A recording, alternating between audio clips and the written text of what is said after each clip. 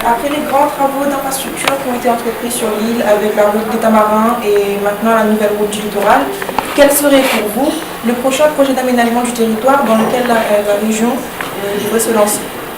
À La Réunion, on favorise beaucoup l'automobile.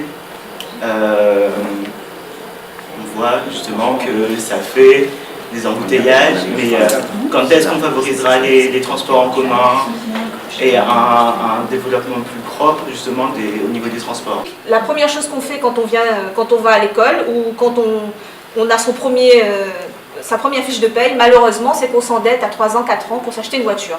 Et ça, moi, je trouve que c'est dommage, parce qu'aujourd'hui, on a beau dire ce qu'on veut, c'est pas les bus, les 2000 ou les 200, ou je sais pas combien ils sont aujourd'hui, qui vont nous permettre de nous développer, en tout cas d'avoir la mobilité nécessaire pour le travail.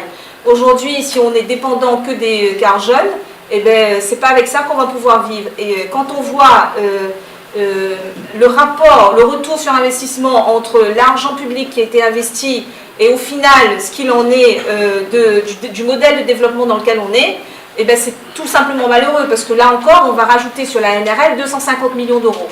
Vous savez que 250 millions d'euros, c'est 6 lycées au bas mot, c'est 5 ans de continuité territoriale, c'est 2 ans du budget formation, on en revient. Donc tout cet argent pour finalement continuer à faire du tout voiture. Je ne suis pas contre la NRL, mais je dis simplement qu'un modèle de transport alternatif alloué à cette NRL aurait été de bonne loi, surtout dans un département comme à La Réunion, où on a ces problématiques d'embouteillage qui, vous savez, on passe 1 heure, 2 heures des fois par jour de notre journée à subir des embouteillages. C'est simplement, c'est un non-sens, quoi. Donc sur une île où on aurait pu développer autre chose, on s'est contenté de mettre encore des voitures et des voitures sur nos routes, et on ne fait que faire ça. Alors il y a les téléphériques aussi, moi j'y crois, et je pense qu'il faut demain réfléchir à si on a encore de l'argent public. Malheureusement, ce n'est pas trop la tendance, mais il faudrait essayer quand même de se mobiliser pour avoir des fonds, pour pouvoir avoir un modèle de transport, en tout cas un tronçon de transport alternatif, qui est autre chose que ce que nous propose actuellement la région à travers le RRTG, qui ne fait que mettre sur des bouts de voies sur la 4 voies, sur les bandes d'arrêt d'urgence des bus qui peuvent rouler. Donc pour moi, ça, c'est pas un modèle de transport alternatif, puisque pour faire un point à un autre, il faut changer 4 fois de système de transport. C'est pas pour moi efficient. Et il faudrait se mobiliser pour avoir ça, pour avoir un système dans les bas qui soit sur rail, quel que soit le modèle, et un système dans les hauts qui soit drainé par les bus, qui soit redéployé. Mais ça suppose effectivement qu'on travaille tous collectivement, toutes les communautés d'agglomération, les structures qui portent ces projets-là, pour qu'on ait un vrai projet de développement sur le transport alternatif. D'abord, contrairement à ce que vous dites, Madame Naveneza, la rue littorale prévoit complètement, ça s'appelle une voie de transport en site propre. C'est-à-dire c'est une voie réservée aujourd'hui pour les bus et qui peut évoluer en voie ferrée. C'est la première chose. Donc il y a 6 voies, 4 voies pour les voitures, 2 voies pour le transport en commun. Ça c'est la première chose. Et lui à l'époque, Paul Vergès a fait la route des Tamarins, c'était 700 millions d'euros, c'est arrivé à 1,3 milliard. Donc c'est pas une question de couleur politique, c'est qu'aujourd'hui il y a tellement de contraintes dans nos économies occidentales, pour tout, pour l'écologie, pour la réglementation, pour la sécurité, que ça coûte très très cher. Et puis, quand vous faites un ouvrage qui dure 7, 8 ans, le coût du travail, par exemple, évolue. La deuxième chose, là, pour répondre à la question, parce que c'est quand même ça aussi, c'est pas répondre à votre question, à Saint-Denis, le grand investissement régional, c'est le monorail.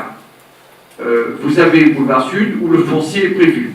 C'est-à-dire qu'il faut faire un monorail, partir du CHU Pellepierre jusqu'à l'aéroport de Gillot, avec bien sûr une desserte de tous les quartiers sur le transport Est-Ouest. Les téléphériques, ça n'arrive pas le problème, ça peut être un complément, mais c'est des bretelles. Le gros flux de trafic, c'est les gens qui traversent Saint-Denis ou qui se rendent d'un point à l'autre de Saint-Denis, d'est en ouest. C'est pour ça d'ailleurs que Auguste Legros, il y a 30 ans, a voulu faire le boulevard Sud, aidé par Pierre Lagourde, qui était président de région. Donc vous voyez, s'il y a un investissement, à mon avis, et si les parlementaires qui sont élus, qui seront élus dans quelques jours, ils ont un rôle à jouer en matière de transport collectif, c'est effectivement aller frapper à Paris et à Bruxelles pour, avec Didier Robert, et moi je suis le porte-parole de Didier Robert et j'en suis fier, parce que ce qu'il dit, il le fait, c'est faire le monorail à Saint-Denis. vous auriez vu, vous, aujourd'hui, jeunes, venir ici en train. On a raté une génération à éduquer, justement, à prendre les transports en commun. Et là, aujourd'hui, la véritable interrogation que j'ai, c'est est-ce qu'on va pouvoir se rattraper rapidement? Parce qu'il ne faut pas louper des générations comme ça. Et en tant que député, tous les systèmes de transport alternatif, je les soutiendrai parce qu'on ne peut pas continuer avec le tout voiture à La Réunion. Voilà. Vous auriez dû venir en train-train, vous seriez habitué au train-train et vous seriez allé travailler en train-train.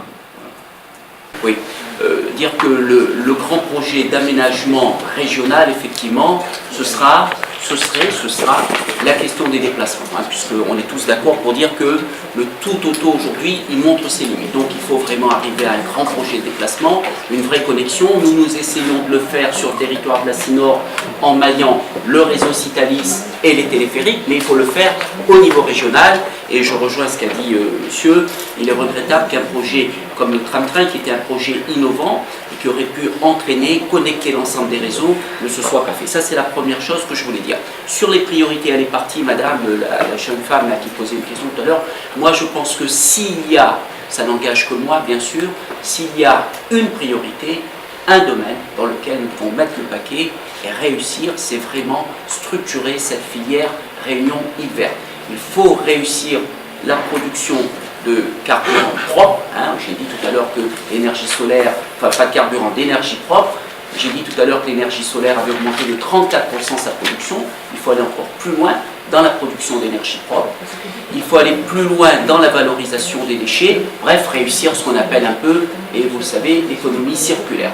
Je voudrais rajouter deux choses pour terminer. Nous devons être responsables parce qu'il ne s'agit pas de tomber dans la facilité. Il faut que chacun, quand même, ait toujours en mémoire ce qui s'est passé au premier tour de l'élection présidentielle à La Réunion. Hein. On est sur des projets, des programmes, etc. On se fait plaisir, on fait de belles phrases, on annonce des choses, etc. Moi, je voudrais dire quand même qu'on est dans une situation préoccupante. Les électeurs nous ont envoyé un message fort.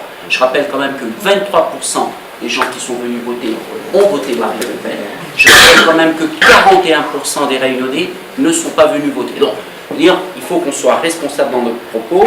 Je terminerai en disant à nos jeunes qui sont là que Frantz Fanon disait « Chaque génération doit découvrir sa mission, l'accomplir ou la trahir. » La vôtre, ce sera bien sûr de l'accomplir, et je pense moi que votre mission demain, ce sera d'être les acteurs de la Réunion dans 10 ans, 15 ans, 20 ans, 30 ans.